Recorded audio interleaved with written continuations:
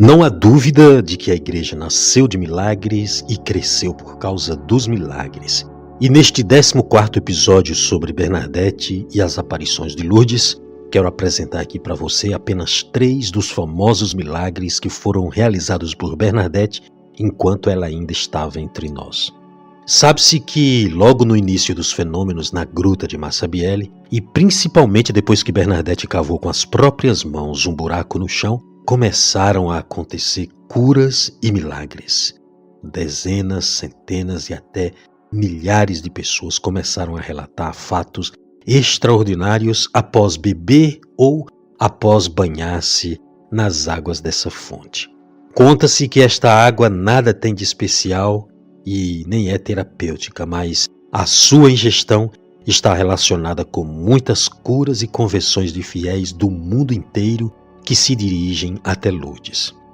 De qualquer forma, aquela fonte continua jorrando água até os dias de hoje, pois a fama de Lourdes não é tanto devido às aparições em si, mas principalmente à sua mensagem de esperança para uma humanidade que sofre física e espiritualmente. Então, a seguir nós vamos falar dos 3 milagres envolvendo diretamente a pessoa de Bernadette Soubirous.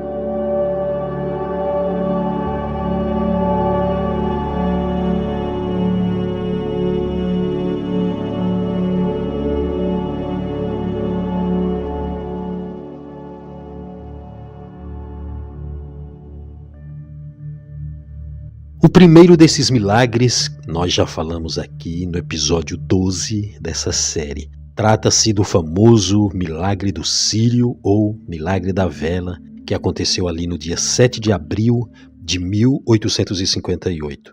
Foi na ocasião da 17ª aparição da Virgem e foi relatado por um dos biógrafos de Bernadette, que foi o senhor Francis Trochu. Os fatos foram acompanhados pessoalmente pelo Dr. Dozu, que na época era o médico municipal de Lourdes. O Dr. Dozu era um burguês conhecido por sua grande capacidade científica e também filantropia. Ele não era um frequentador de igreja, por assim dizer, exceto em eventos oficiais ou sociais. E quando surgiram os primeiros rumores sobre a jovem vidente Soubirous, o doutor mostrou-se tão incrédulo quanto os demais habitantes da aldeia. No entanto, o Dr. Dozu, ele era realmente um cientista, não é? E antes de formar uma opinião, ele resolveu investigar o caso. Ele foi à gruta com seu cronômetro.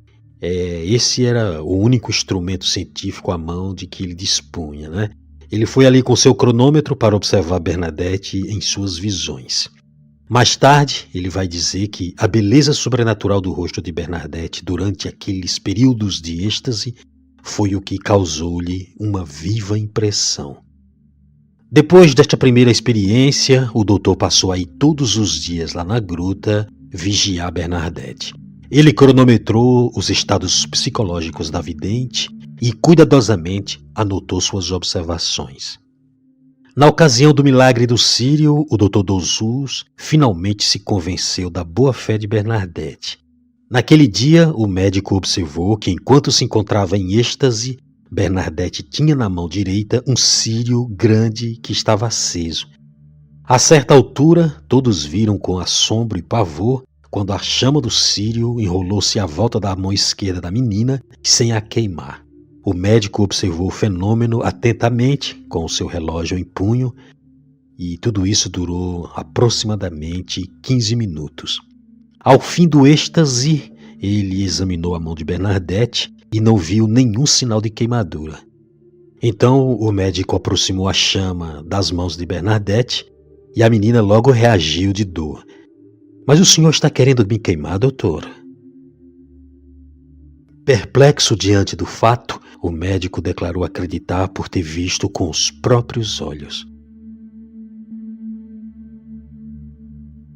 O segundo milagre foi a cura de uma menina que não andava. Esse fato aconteceu na fase quando Bernadette já estava a viver no convento das Irmãs em Neves. Havia uma mãe que tinha um bebê com uma doença incurável que a impedia de andar. A mãe decidiu levar então a criança até o convento de Neves, onde estava Bernadette, não é? E quando chegou lá no convento, quem atendeu a mãe desesperada foi a Madre Superiora. A madre pegou então a criança e levou até o quarto de Bernadette. Ali ela recomendou que a santa não pusesse a criança no chão, pois ela estava bastante debilitada pela doença. Então a Madre Superiora deixou o bebê nos braços de Bernadette e simplesmente saiu do quarto. E quando a Superiora voltou mais tarde para pegar a criança e devolver à mãe, viu que a criança estava correndo feliz pelo quarto de Bernadette. Então, surpresa, a madre perguntou a Bernadette o que aconteceu e a santa disse que quando recebeu a criança nos braços, a criança começou a chorar impaciente, querendo descer, e então Bernadette se viu obrigada a colocar a criança no chão. E finalmente temos o terceiro milagre, que é a cura de uma criança paralítica. O Dr. Dozus, ele também vai presenciar outro milagre naqueles dias, além do milagre do Sírio, né? O médico verificou entre seus pacientes que uma criança vizinha de Bernadette, cujo nome era Luiz Justino, tinha 18 meses de vida e a mãe de Justino vivia sempre buscando ajuda na casa de Bernadette, não é? A mãe de Bernadette, por exemplo, ela foi muitas vezes chamada pela mãe de Justino para ir até lá, à casa dela, prestar algum auxílio nos terríveis momentos em que o bebê sofria de seus ataques. Numa hora o bebê estava bem, no momento seguinte ele ficava com as pernas totalmente paralisadas, sem poder ficar de pé e também sem poder ficar sentado. A criança tinha várias convulsões e a febre geralmente era muito alta. E a mãe de Bernadette, a dona Luísa, ela saía muitas vezes no meio da noite para prestar auxílio àquela mãe desesperada. Certa vez o Dr. Dozus avaliou o estado clínico da criança e escreveu um diagnóstico nem um pouco animador, né?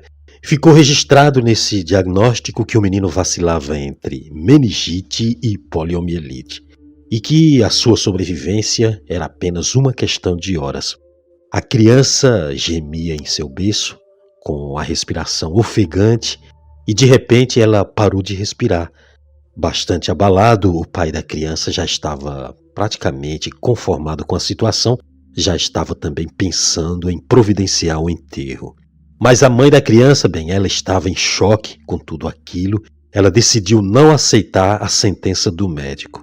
Então, de repente, a mãe pegou a criança do berço, enrolou ela num lençol e correu aos prantos em direção à gruta de Massabielle. E justamente naqueles dias, os operários tinham cavado e alargado mais aquele buraco, de onde saía a água da fonte, não é?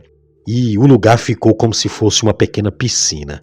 E quando a mãe da criança chegou ali, ela mergulhou o filho até a altura do pescoço, por 15 minutos, mais ou menos. E muita gente que ali estava presenciou aquela cena, inclusive o próprio Dr. Dozus, que estava lá com seu inseparável cronômetro. O doutor mais tarde confirmou os minutos em que o menino ficou na água, e quando a mãe do menino tirou ele da piscina, a criança estava rígida e azulada. Sua mãe o levou para casa e o colocou novamente no berço e ajoelhou-se para rezar. Após alguns instantes, aquela mãe aflita puxou a manga do paletó do marido e disse: "Veja, ele respira." E a criança estava respirando, pausada e normalmente. Adormeceu e teve uma ótima noite. Na manhã seguinte, sua mãe contou que a criança acordou cedo, comeu alguma coisa e voltou para o berço, enquanto ela arrumava a casa. Mais tarde, ela ouviu um barulhinho atrás de si e, quando voltou-se, olhou, viu que era Luiz Justino. Ele tinha saltado do berço e estava agora andando, cambaleando com um passo curto e incerto, como é normal em qualquer criança daquela idade, não é? Naquele mesmo dia, o Dr. Dozus examinou a criança, depois ele consultou as anotações que ele mesmo tinha feito 3 dias atrás e o médico ficou realmente surpreso. O médico lembrou que a criança estava com paralisia da coxa e que lhe tinha dado um diagnóstico de 12 horas de vida. Entretanto, disse o médico, aqui está o menino andando. O caso desse menino calou fundo no coração do doutor. Ele foi uma das primeiras testemunhas médicas a presenciar um milagre em Lourdes e ele é considerado como o primeiro médico a trabalhar no estudo científico dos milagres de Massabielle. Em 1933, 70 anos mais tarde, Luiz Justino esteve em Roma como um dos convidados de honra na grande cerimônia da canonização de Santa Bernadette Soubirous.